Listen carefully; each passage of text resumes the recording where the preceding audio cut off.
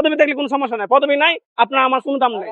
একটা একটা ফোন দিছে, আমি ডাম্পিং থেকে গাড়ি নিয়ে যাই, ফাইন দেয়, আপনি যদি মরেও যান আপনার কোনো খবর নিবে না ভাই।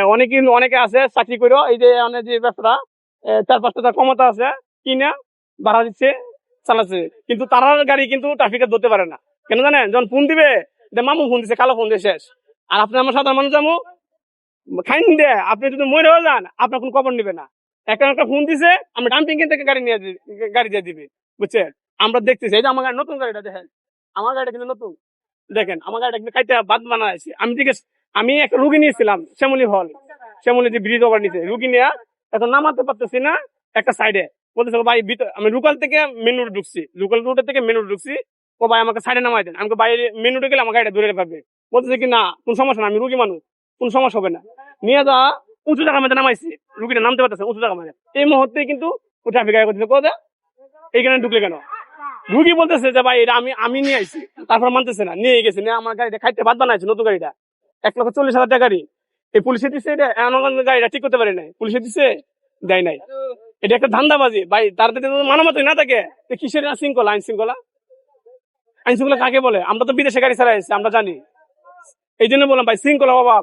আর এই দেশে হচ্ছে এই আগের নিয়মে চলতেছে, যে বড়, যে আর বেশি চলতেছে, যে মনে করেন যে বড় তার ফোন দিলে শেষ, মানে পদবি থাকলে কোন মূল্য নাই, পদবি থাকলে কোনো সমস্যা নাই, পদবি নাই আপনার আমার কোনো দাম নাই। চাবিটা নিয়ে 3 ঘন্টা 4 ঘন্টা শুধু হয়রানি করাইবো।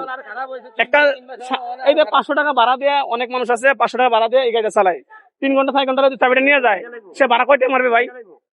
নিয়ে অপরাধে দিয়ে দিব, কিছু কিছু খাওয়াইলে, আলাদা কিছু খাওয়াইলে পিছনে দিয়ে দিবে।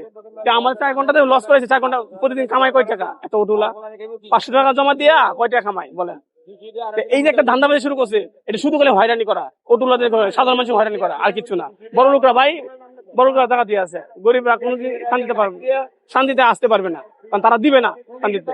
আশা করি তারেক রহমানকে আমরা খুব আশা করি, ওই তাদের প্রধানমন্ত্রী বসাইছি, উনি, আমরা একসময় দুই প্রধানমন্ত্রী আসছিল, শেখ হাসিনা, খালেদা জিয়া, ভালোবাসি আমরা শেখ হাসিনা, নারী নেতৃত্ব আসছিল। এখন আমরা আশা করি পুরুষ নেতৃত্ব আসছে।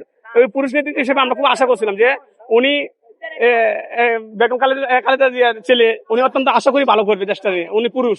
এই পুরুষ হিসেবে আমি এখন 6 মাস চলে গেছে, যাই হোক আমি আশা করি সামনে এই সবগুলি নিয়ে যে আমি কথাবার্তা বললাম, এগুলি বিশ্লেষণ করবে সাধারণ মানুষ হিসেবে বললাম, এটা জনগণের জন্য উদ্দেশ্য নিয়ে বললাম। আশা করি এই পরিবর্তনগুলি, আশা করি তারেক রহমান একটা কিছু করবে, এটা আমরা তার প্রতি